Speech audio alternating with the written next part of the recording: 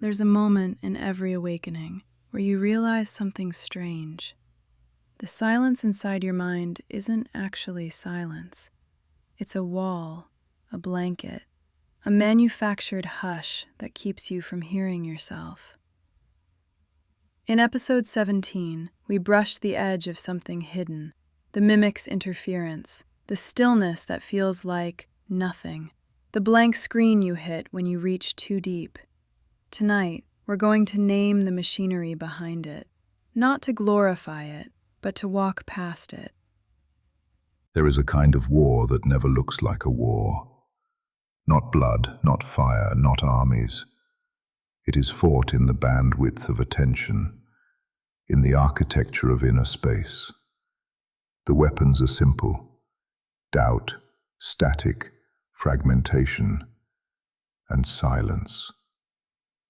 When a being seeks to remember, the first barrier it meets is not the false light. It is the mute field, a field that makes the seeker believe their inner voice does not exist, a field that makes intuition feel like a ghost behind glass, a field that turns guidance into a whisper you can't quite catch. That's the layer so many of us hit, the quiet war, the pressure that feels like stillness, but underneath it is interference. And here is the twist. The mute field only works when you assume the silence belongs to you. It collapses the moment you recognize it as foreign. It dissolves the moment you treat it like weather, not identity. You do not break this barrier by listening harder. You break it by changing where you listen from. When the front of your mind is blocked, shift backward.